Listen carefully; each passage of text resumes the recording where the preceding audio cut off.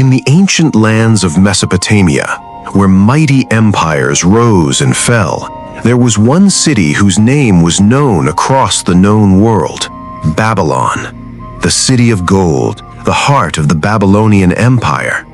But even the strongest empires must eventually crumble. Babylon, once the mightiest of all, fell before the army of the Persians.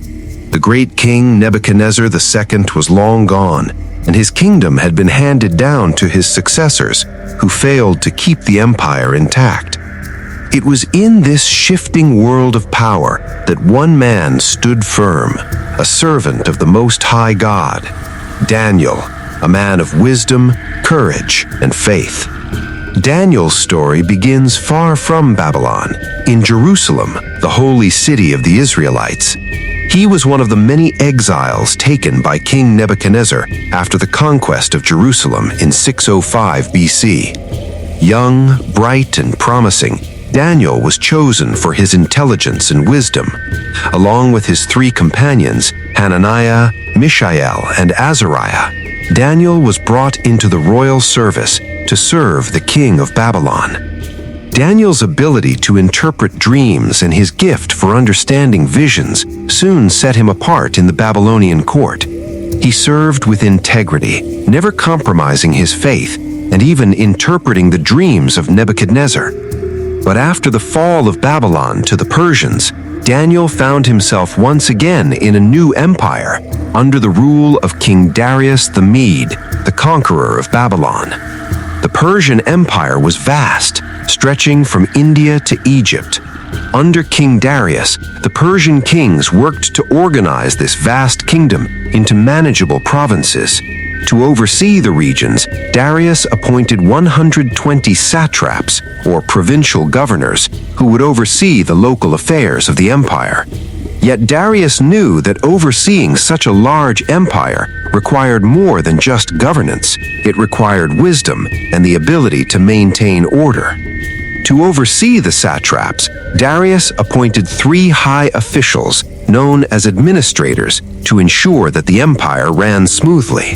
Among them was Daniel, a man of exceptional skill, wisdom, and integrity. His service under Nebuchadnezzar had earned him great respect, and even in the Persian court, Daniel's reputation as an upright and trustworthy servant had followed him. Darius valued him deeply, recognizing Daniel's ability to serve the kingdom with honor and wisdom. Daniel was not just a servant, but a pillar of Darius's administration. His unwavering commitment to honesty and his deep faith made him a leader in the eyes of the people. He was known for his unshakable integrity. No man could find fault with his work. And it was this very quality, his faith and his excellence, that would soon lead to the plot against him. But not all the officials in the court were happy with Daniel's rise. Jealousy festered among the satraps and administrators, who resented Daniel's influence over the king. They saw him as an outsider, a foreigner who had risen too high in the ranks of the Persian Empire. And so they began to scheme. The conspirators searched for a flaw, something they could use against Daniel. They examined his life, every action, every decision, looking for even the smallest fault. But they found nothing. Daniel's reputation for integrity was spotless. The people loved him for his wisdom, his honesty, and his unshakable faith. Yet his very righteousness became a weapon against him. Finally, in a moment of cunning, the conspirators realized that their only way of bringing Daniel down was through his devotion to God. They knew Daniel could not be swayed by wealth, power, or influence, but they also knew that his commitment to the God of Israel was unyielding. He prayed 3 times a day, facing Jerusalem, and refused to bow to any power but the Most High. And so, they devised a plan, a trap that would force Daniel to choose between his faith and the king's decree. And so, the officials approached King Darius with a proposal. They suggested that for the next 30 days, no one in the empire should pray to any god or man except the king himself. It was a law that seemed harmless enough, an edict that would unite the people under one rule. The king, flattered by the idea of being worshipped as a god, signed the decree. Once the decree was signed, it became law. The punishment for disobedience was severe. Anyone who defied the king's command would be thrown into the den of lions. It was a punishment so horrific that it would deter even the most rebellious citizens. But the conspirators knew their plan had succeeded. The king had unwittingly sealed Daniel's fate. When Daniel heard of the decree, he knew the danger he faced, but he did not fear. He knew that his faith in God was unshakable, and he would not compromise his devotion to the Almighty. With the windows open towards Jerusalem, as he had always done, Daniel prayed 3 times a day, lifting his voice to the heavens in humble submission. The conspirators watched, waiting for the inevitable. And sure enough, when Daniel continued to pray to his God, they had the evidence they needed. They rushed to the king, their faces twisted with feigned indignation. "O king, live forever! Did you not issue a decree that for 30 days no one should pray to any god or man except to you? Yet Daniel, one of the exiles from Judah, continues to defy your command and prays 3 times a day." King Darius was deeply distressed when he realized that his beloved servant Daniel was the one who had defied the decree. His heart sank, for he valued Daniel's wisdom and integrity above all else. He searched desperately for a way to save him, but the law of the Medes and Persians could not be changed. Once a decree was made, it could not be revoked. The king spent the rest of the day trying to find a loophole, a way to save Daniel, but to no avail. The law was clear, the punishment was fixed, and so, with a heavy heart, King Darius summoned Daniel to the royal court. Daniel was brought before the king, who could barely look him in the eye.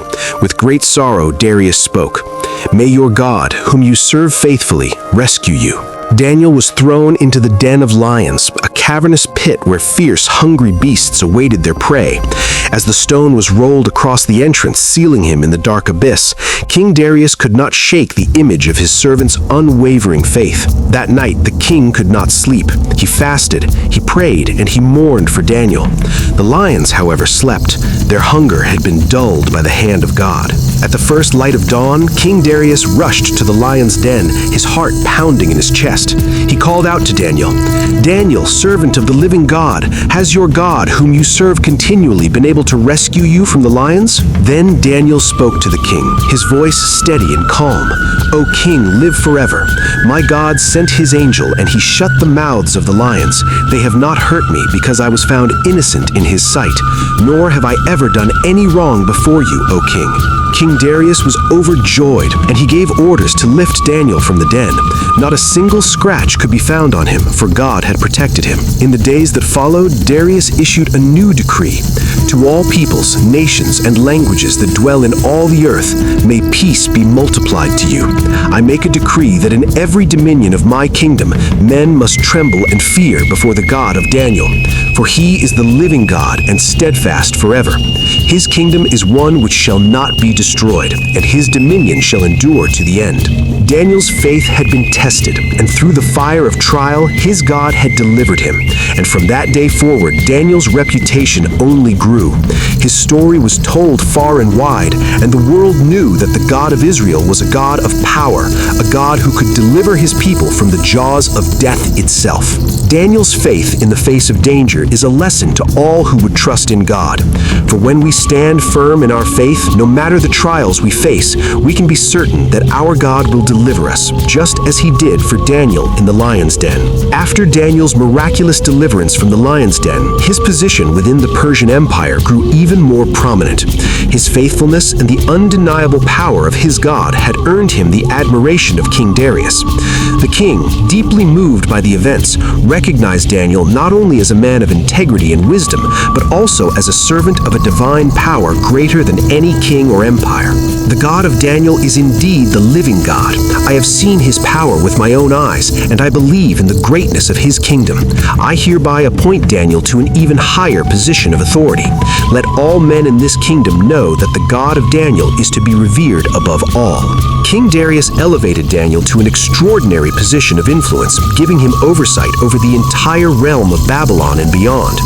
But while Daniel's political power grew, he remained ever focused on his mission, to serve his God and bring glory to his name. Though his service in the court of foreign kings was a reflection of his wisdom and integrity, Daniel knew that his ultimate loyalty was to the Almighty. Daniel's daily routine remained steadfast. 3 times a day, he prayed to God, seeking guidance, wisdom, and strength for the challenges ahead. As an advisor to King Darius, Daniel continued to interpret dreams and offer counsel on matters of great importance, yet his heart yearned for something deeper, an understanding of God's plan for the future. It was during this time of prosperity and peace that Daniel was once again called to serve in a new and unique way. King Darius, while content with his reign, had grown deeply troubled by visions he had seen in the night, visions of kingdoms rising and falling, of destruction and restoration. The king, perplexed and shaken, turned to Daniel for understanding. "Daniel, servant of the Most High God, I have seen troubling visions. My dreams torment me, and I cannot understand their meaning. I know that you have been blessed with the gift of interpreting dreams. Can you help me understand what is to come?" Daniel, filled with the Spirit of God, prayed earnestly for divine revelation. As he knelt in prayer, he received a vision of his own that would alter the course of history. In this vision, Daniel saw the great empires of the world, from Babylon to Persia, Greece, and Rome. He saw kingdoms rise in power and fall in destruction, and at the center of it all, the eternal kingdom of God that would never pass away. Daniel saw 4 great beasts, each representing a kingdom that would rise from the earth. The first was a lion with eagle's wings, representing the Babylonian Empire. The second was a bear raised up on one side, representing the Medo-Persian Empire. The third was a leopard with 4 wings and 4 heads, symbolizing the Greek Empire under Alexander the Great. And the fourth beast was unlike any other, with 10 horns, representing the Roman Empire, a kingdom that would crush all others under its weight. With great courage, Daniel recounted his vision to King Darius, explaining that these beasts symbolized the kingdoms of the world and that their rule would be followed by the coming of a new and eternal kingdom, one that would never be destroyed. He spoke of a son of man who would be given dominion over all the earth and whose kingdom would stand forever. I saw in the night visions, and behold, with the clouds of heaven there came one like a son of man, and he came to the Ancient of Days and was presented before him. And to him was given dominion and glory and a kingdom that all peoples, nations, and languages should serve him. His dominion is an everlasting dominion which shall not pass away, and his kingdom one that shall not be destroyed.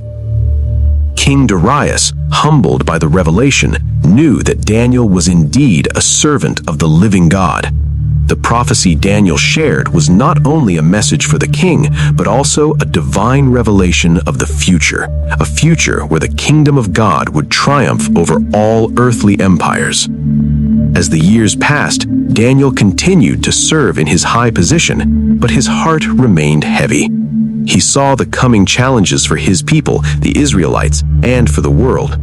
One night, Daniel was given another vision, this time concerning the future of his people and the coming of the Messiah. Daniel was shown 70 weeks, or 77s of years, decreed for his people and the holy city of Jerusalem. During these weeks, certain events would take place, events that would lead to the coming of the Messiah. The prophecy revealed that after 69 weeks, the Anointed One, the Messiah, would come and be cut off, and the city of Jerusalem would be destroyed. But there was hope. After the 70 weeks, God would bring an everlasting righteousness and establish a kingdom that would never be destroyed. Though Daniel struggled to understand the full meaning of the prophecy, he knew that it was a message for the distant future. The Messiah was coming, and through him, God's kingdom would be established. Daniel's heart was filled with longing and anticipation for that future day when God's eternal rule would be realized. As the years passed, Daniel continued to serve faithfully, but he knew that his time was nearing its end. The great empires of the world would rise and fall, but Daniel's faith in the God of Israel remained unwavering. Though the world around him was ever-changing, the promises of God were eternal. Daniel's final days were peaceful, though he knew the trials of the future were inevitable. He had seen the rise and fall of kingdoms, but his trust in God never wavered. Before he died, he shared his visions with his people and passed on the wisdom that had guided him through so many trials. Daniel's life was a testament to unwavering faith, to a trust in God that no trial or empire could destroy. His legacy endured long after his death, as his prophecies about the kingdoms of the world and the coming of the Messiah were passed down through generations. And though Babylon fell and Persia rose and fell, the eternal kingdom of God would remain, a kingdom that Daniel had seen in his visions, a kingdom where righteousness and justice would reign forever. Daniel's story is one of faith in the face of trials, hope in the midst of turmoil, and trust in the promises of a God who rules over all. As long as the stars shine in the sky, the God of Daniel is still alive, still reigning, and still fulfilling his promises. The story of Daniel also serves as an enduring testament to unwavering faith, integrity, and divine protection. Thank you for watching this incredible story.